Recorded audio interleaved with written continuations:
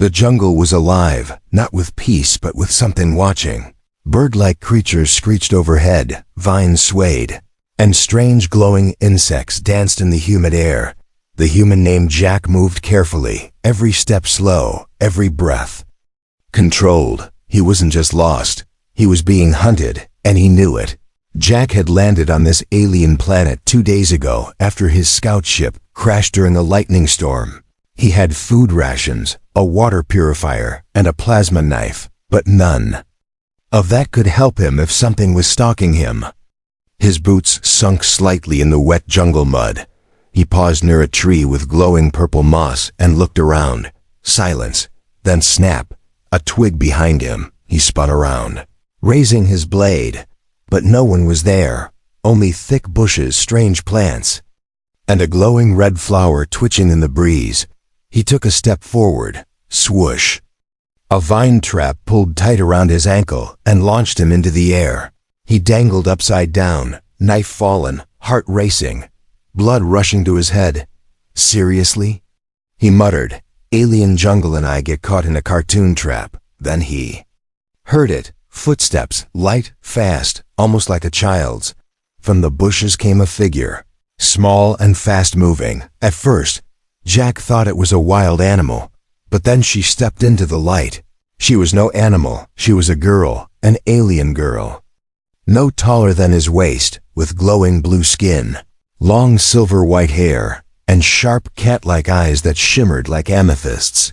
She wore tribal-style clothes made of vines and feathers, and in her tiny hands, she held a long spear aimed directly at Jack's chest. She looked fierce, but her hands trembled. Jack stared at her. Upside down, still hanging. Hi, he said. Mind helping me down? She didn't reply.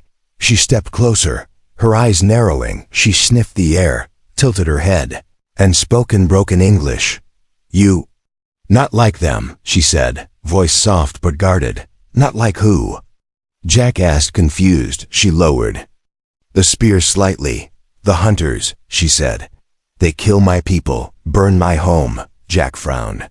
"I'm not a hunter," he said, unstranded. Her hands shook more, and she slowly reached forward with one hand while keeping the spear ready with the other. With one swift move, she cut the vine holding him. Jack fell into the muddy water with a splash, groaning as he stood up. He grabbed his knife from the ground but didn't raise it. He didn't want to scare her.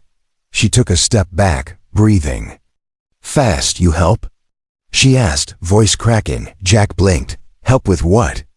The girl looked down at the ground. Her knees trembled, and her voice was small. I strong before," she whispered. "But now, no more. I can't fight them. I need human strength." That line hit Jack harder than any weapon.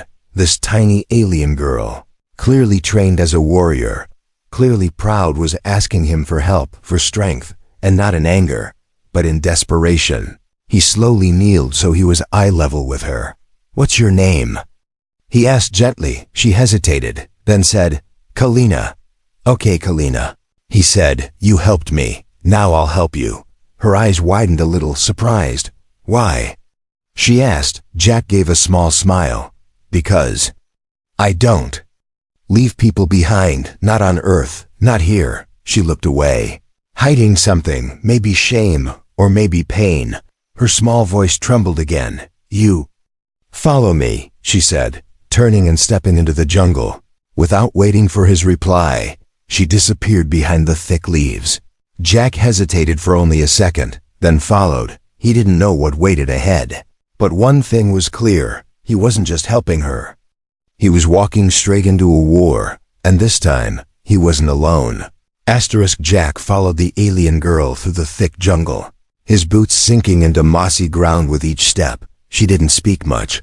Her small feet barely made a sound as she moved ahead, silent like a shadow. The vines and branches seemed to move out of her way. Jack had never seen anyone, human or alien, move like that. She was a warrior, no doubt, but something in her walk, something was off. She limped slightly, trying to hide it. Jack didn't say anything, but he noticed. He noticed everything. After a while, They reached a rocky hill with a hidden cave covered by hanging vines. She pushed the vines aside and motioned for Jack to enter. He ducked down and stepped inside, blinking as his eyes adjusted. It was a small space, dry and warm, with animal furs laid out in the corner and a small fire pit made of glowing blue stones. Kalina sat down silently and picked up a bowl filled with strange purple leaves. She chewed one and then handed the rest to Jack. He hesitated. "Is this safe?" She looked at him with tired eyes. "No, eat, use," she said, taking a handful and crushing the leaves in her palm. Then she pointed at his leg. Jack looked down. He had a long scratch on his thigh, probably from the trap. He nodded and let her apply the crushed leaves. It burned slightly, but the pain faded quickly.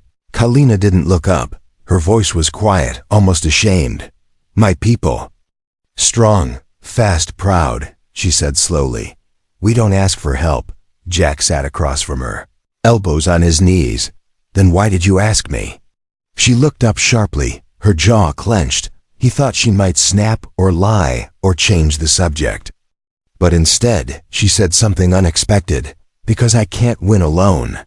Her hands tightened around her knees. "My arms shake now. My leg is weak. I cannot hold my spear long," she whispered. "But the hunters return soon." Jack frowned. "Who are these hunters?" Kalina looked at him, her eyes burning like stars. 2 suns ago they came, machines in sky. Fire in the trees. They kill my sisters," she said, voice trembling with rage and grief. "Only I live." Jack's chest tightened. He could feel her pain, not just the pain of loss, but the weight of survival. She wasn't just alive. She was carrying the legacy of her people alone. "I trained since hatch," she continued. "To fight, to hunt, to protect." She grabbed her spear from the corner and held it tightly. "But now, I can't even hold this for long." She looked at Jack again. This time her voice cracked. "I need your strength, not your pity." Jack nodded slowly. "Then let's start with something simple," he said, standing up. "Show me how you hold that spear." Kalina's eyes narrowed, unsure. "You want to train?" Jack smiled. "If we're going to fight together, I need to learn, and you need to recover." She stood, wobbling slightly, and passed him the spear. It was lighter than he expected, but perfectly balanced. She circled him slowly and began correcting his posture with small taps. "Hands lower, feet apart. Don't look with eyes, only feel with body," she instructed. For the next hour, she showed him alien stances, pressure points, and how to move without making sound. Even though her body was weak, her spirit was unshaken, and Jack listened. Not like a teacher to a student, but like a soldier to his commander. After a while, she sat down again, breathing hard, her hands shaking from the effort. Jack offered her water from his flask, and she accepted it with a small nod. He watched her for a moment, then said gently, "You don't have to prove anything to me." Kalina looked away. "In my clan, warriors never show weakness," she whispered. "But you're the last one." Jack said, "And you're still here." He placed her spear beside her and said, "Maybe real strength isn't in the arm. It's in knowing when to ask for help." She didn't speak for a moment, but her fingers gently touched the spear's edge. Then, in a voice barely audible, she said, "Then stay until I am strong again." Jack nodded. "I will," he said. "I'm not leaving." The cave fell silent except for the soft crackle of the blue fire stones. In that silence, something unspoken passed between them, not as hunter and prey, or warrior and soldier, but as 2 survivors, tied by pain, bound by purpose. And for the first time since landing on this planet, Jack didn't feel alone. The sun on this alien world didn't set like on Earth. Instead, it turned blood orange and hung low over the trees for hours, painting the jungle in shades of fire. Jack walked beside Kalina, his knife in hand, sweat dripping down his face. Every leaf around them glowed faintly. Every tree hummed like it was alive. He couldn't stop glancing at her, small but sharp, quiet but focused. Her leg still hurt, but she didn't complain. She never did. They were heading toward a river. Kalina had told him the mercenaries' last camp was nearby, and if they found it, they could learn more about their numbers, weapons, and maybe find supplies, but the path was dangerous. Not because of the river, but because of the screeflies. Kalina had warned him. They live in fire trees, attack and smoke, fast like lightning. Jack didn't believe bugs could be worse than mercenaries. He was wrong. They reached the first cluster of fire trees, just after the air grew thick with mist. Orange bark, glowing veins, and small buzzing sounds surrounded them. Kalina raised her hand. Stop. Jack froze in place. She crouched, sniffed the air, and touched a nearby plant. They're sleeping, she whispered. We must move with. No sound. Jack nodded, but it was easier said than done. Every step he took felt like thunder beneath his boots. But Kalina? She moved like smoke itself. Even injured, she was graceful. Halfway through the grove, a branch cracked under Jack's boot. Zzzzzzzt. A swarm of glowing orange insects burst from the bark above. Kalina grabbed Jack's arm and yanked him down, covering his body with hers. The bugs zipped over them, missing by inches. They lay there for what felt like minutes, not moving, not even breathing. When the buzzing faded, Kalina lifted her head slowly. Jack whispered, You covered me." She blinked at him, confused. "Yes, or you die," she said simply. As if it was the most normal thing in the world, Jack sat up, brushing off leaves. "I thought your kind didn't protect outsiders." She looked away for a second, then said softly, "You." Not outsider now. Something in Jack's chest tightened. It wasn't just about survival anymore. This wasn't a mission. This was something more. By the time they reached the river, the skies had dimmed to twilight purple. Kalina scanned the horizon and pointed to a ridge across the water. "Smoke," she said. "Enemy camp." Jack saw two thin gray lines curling into the sky. They couldn't get too close, but they could watch. They lay hidden in the grass, using leaves to cover their bodies. From the ridge, they saw it. Two large tents, solar-powered weapons, and about 7 mercenaries guarding crates. Kalina's jaw clenched at the sight. "That's my clan's treasure," she growled. "Our sacred stones, our history." Jack stared through the small binoculars he had salvaged from his wrecked ship. He studied the guards, the paths, the weak points. "We'll take it back," he said calmly. "But not today," Kalina hissed. "We wait again?"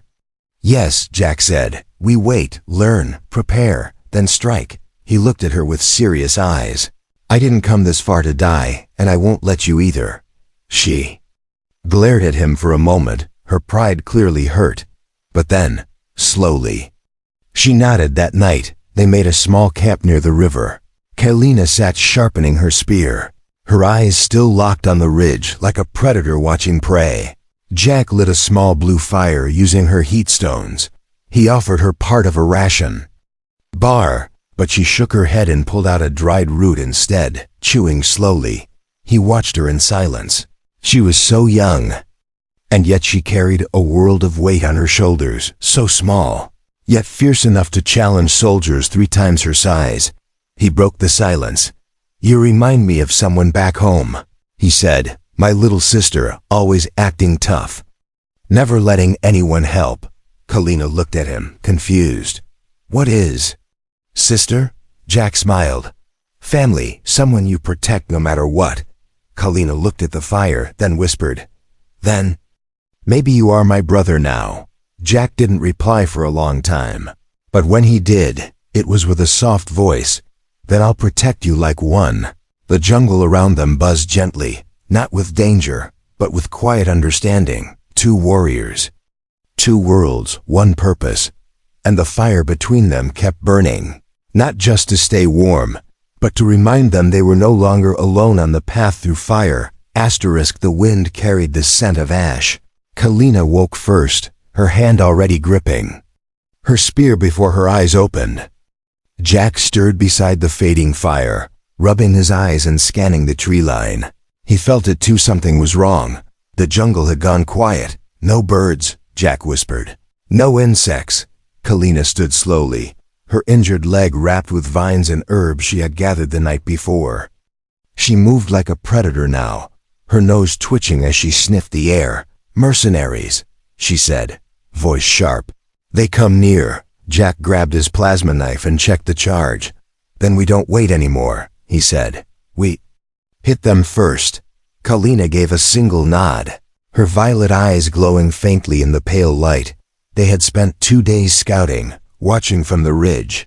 They knew the guard schedule, the path between tents, the hidden crate filled with stolen crystal relics.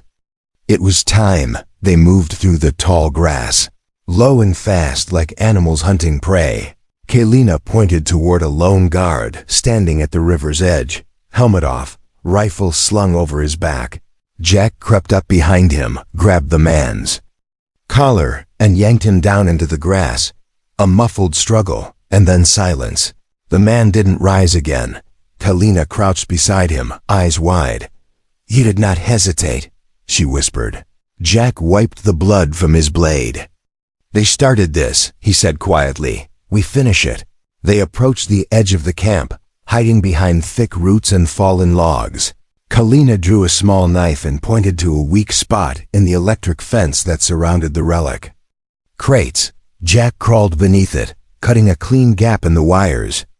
She followed, every motion quiet and perfect. Despite her wound, they reached the crates, stacked neatly and surrounded by energy shields. Kalina touched one of the glowing stones inside and whispered something in her native tongue. A prayer. Maybe, or a vow. Suddenly, a shout. A guard had seen the movement. Hey! Intruders! Blinding lights turned toward them. Kalina grabbed Jack's arm and pushed him behind a crate just as gunfire cracked through the air. Bullets and plasma bolts rained down, cutting into trees, splintering bark, burning holes in leaves. Jack turned and saw her. Kalina still in the open, standing tall with her spear. No! He shouted, get down! But she didn't. She charged, screaming, a fierce battle cry echoing across the camp. Her spear pierced the chest of the first soldier before he could raise his weapon. She spun, struck another in the leg, but then a blast to her shoulder. She cried out, stumbling, falling to her knees. Jack's heart stopped. He jumped out of cover, knife in hand, and sprinted through the chaos. He tackled the shooter, slamming the blade into his side, then pulled Kalina behind a crate. You idiot! He yelled, pressing on her wound. What were you thinking? I am warrior, she gasped, her skin pale. I protect the stones. You protect nothing if you die. Jack growled, tearing his shirt to stop the bleeding. We're getting out of here. More guards approached, and the jungle echoed with alarms. Smoke filled the camp, and flames licked the side of a tent where a stray plasma shot had landed. Jack lifted Kalina onto his back and ran, dodging fire, jumping roots, using the smoke as cover. Behind them, the stolen relics burned. But some had been saved, and in Kalina's tiny pouch, she clutched the most sacred one, a crystal that pulsed with soft blue light. They didn't stop running until they reached a hidden ravine deep in the jungle. Jack laid her down gently beside a stream, his hands trembling. You're losing blood, he said, voice tight with fear. Kalina touched his arm weakly. You are strong, she said, but heart stronger. Jack looked at her, eyes full of guilt and anger. You could have died, he whispered. You still might. She gave a small, pained smile. Then, I die as warrior. No, Jack said, gripping her hand. You live as more than that. He didn't know if she heard him. Her eyes fluttered, breath shallow, the glowing crystal in her hand dimming. Jack sat beside her, head bowed. He had fought before wars, pirates, monsters, but none of that had ever shaken him like seeing her fall. And now, all he could do was wait to see if the small alien huntress who begged for his strength had enough of her own left to survive. The jungle was quiet again, but this time, it wasn't peace, it was waiting. Jack sat beside Kalina near the stream, her head resting against a soft pile of moss. She hadn't moved in hours. Her breathing was shallow, her skin cold. He had wrapped her wound and kept her warm, but she needed more than bandages, and she needed it fast. Jack looked down at the glowing crystal still clutched in her hand. Its light had dimmed when she fainted, but now strangely, it began to pulse. Again, a soft, slow rhythm. Like a heartbeat, he reached out and touched it. The moment his skin met the crystal's surface, a flash of blue energy danced across his fingers. His vision blurred, and for a brief moment, he saw something, images not his own, a massive underground cavern, filled with glowing pillars, alien writing carved into the walls, and at the center a crystal throne, pulsing like the one Kalina held. Then the vision vanished. Jack staggered back. Breath caught in his throat. He looked at Kalina. Still body. Then at the jungle around them. "I have to find it," he whispered. "It's the only way to save her." He carefully placed the crystal into her small pouch, lifted her into his arms again, and started walking. With each step, the crystal grew brighter, almost like it was leading the way. The jungle grew darker and thicker, the plants stranger, trees leaned toward him, and strange creatures watched from the shadows, but didn't attack. It was as if the jungle recognized something in Kalina, or in him, after 2 hours of climbing, crawling, and nearly slipping off a ledge. Jack finally saw it, a narrow crevice in the rocks, hidden behind vines and tall grass. He pushed his way through and entered a tunnel that glowed faintly with blue light. Inside, the air felt different, cooler, heavier. Jack moved slowly, his boots echoing against the stone. The tunnel opened into a massive cavern, just like in the vision. Crystal columns reached from floor to ceiling, each humming softly, alien. Symbols glowed faintly on the walls, like echoes from a forgotten past. At the center of the cavern stood the crystal throne floating slightly above the ground.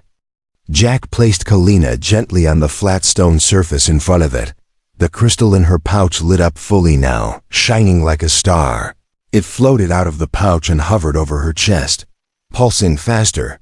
Then, without warning, the other crystals in the cavern responded. They hummed louder, their lights syncing with the rhythm of the one Kalina had carried. Jack stepped back, stunned. Her body lifted slightly into the air, her eyes still closed. Blue energy flowed from the crystals into her wound, into her heart. The process was quiet, but powerful. Not magic, not tech, something in between. Jack dropped to his knees, watching. The light grew brighter, almost blinding, then faded. Kalina slowly lowered back down, her body still, but her breathing deeper, smoother. Her fingers twitched. Then her eyes opened, dim at first, but then glowing with that deep violet light again. She sat up slowly, looking around. Where are we?" she asked, voice soft but clear. Jack smiled, tears in his eyes. "You brought me here," he said. "Your crystal showed me the way." She looked at the floating crystal above her, now gently spinning in place. Kalina stood, her body no longer trembling, her wound closed like it had healed days ago. "I feel whole," she whispered. Jack watched her in awe. "Was this your people's sanctuary?" he asked. Kalina nodded slowly. "Yes, only high warriors enter this place. But it opened for you." She walked to one of the walls and placed her hand on an ancient carving. The stone lit up, showing glowing blue lines connecting stars, planets, and symbols. "This is our story," she said. "My clan was protector of Crystal Heart, keepers of jungle soul." Jack stepped beside her, looking at the beautiful designs.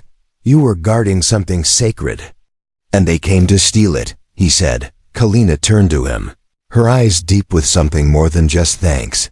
"Yes, and I failed. Until now." "No," Jack said firmly. "You didn't fail, you survived. You protected what you could, and you found someone who would stand with you." Kalina looked at him for a long moment. "You were not born of jungle," she said, "but jungle accepted you, and so do I." Jack smiled. "Then let's finish this together." She nodded once, stepping off the platform, her spear now glowing faintly with the crystal's light. "The mercenaries still carry the rest of our stolen heart," she said. They will not leave this world alive. Jack picked up his plasma knife and looked around the cavern. Everything had changed. Kalina was no longer weak, and he was no longer just a visitor. They were now a team, bound not by blood, but by trust, survival, and purpose, and somewhere out there, blood would fall again. Just not theirs. Asterisk. The jungle was no longer silent. It was awake, alive, watching. Jack and Kalina stood just beyond the edge of the mercenary camp. Hidden behind a thick wall of glowing leaves, Kalina's spear pulsed faintly with the power of the crystal cavern. Jack's grip tightened on his plasma knife. His eyes locked on the movements ahead. The camp had grown since they last saw it. More men, more weapons, more machines. A small cargo ship hovered in the center, engines humming low. It was almost ready for takeoff, and inside its cargo bay were the rest of the stolen crystals, the heart of Kalina's people. They're going to leave, Jack said. If they get off planet, it's over. Kalina didn't blink. Then we stop them here, she said. Now, they had a plan, simple, dangerous, and desperate. Just like them. Kalina would draw them out with noise, make them chase her into the jungle. Jack would sneak into the camp, reach the ship, and disable the engines. If things went wrong, they'd meet at the river cave before sunset if they survived. Kalina looked at Jack, her expression unreadable. Your strength, she whispered, will not be alone anymore. Jack nodded. And your fire? Not just yours now. She turned and ran toward the east side of the camp, vanishing between trees. Moments later, a loud whistle, followed by an explosion. The jungle shook as smoke rose into the air. The mercenaries scrambled, shouting orders, weapons raised. She's back. The girl's here again. One shouted. A team of 4 chased after the noise, leaving the camp half defended. That was Jack's opening. He moved fast, staying low, ducking behind crates and cables. The cargo ship loomed ahead, silver and sleek, its ramp still open. Jack slipped inside, knife ready. Inside the ship, it was dim and quiet. The glowing crates were stacked high, all full of the sacred crystals. He approached the control panel and ripped off the main engine cover. Using a sharp piece of metal, he jammed the startup coil. The ship would never lift now. He turned to leave, but a voice stopped him. Well, looks like the alien girl brought a friend. Jack spun around. A tall mercenary captain stood there, armored chestplate glowing red. A plasma rifle pointed at Jack's heart. I should have known someone was helping her, he said, smiling coldly. You humans never learn to stay out of things that don't belong to you. Jack didn't reply. He dropped into a crouch, ready to leap, but the man pulled the trigger. Click. Nothing. Jack didn't wait. He lunged forward, tackling the captain into a wall, the rifle flying away. They fought hard, fists slamming, elbows cracking ribs. Jack's strength met armor, but he had something stronger: purpose. Finally, Jack drove the plasma knife into the side of the mercenary's armor. The captain collapsed, eyes wide. You don't know what you've started, he gasped. Jack leaned in. No, I just know how it ends. He ran from the ship, heart pounding, smoke still rising from the jungle. Suddenly, a loud cry echoed across the trees. Kalina's voice. But it wasn't pain, it was rage, and it was close. Jack followed the sound and found her near the old stone wall, fighting 3 mercenaries. She moved like lightning, dodging, spinning, striking. Her spear glowed with crystal energy, slicing through armor like paper, but she was outnumbered.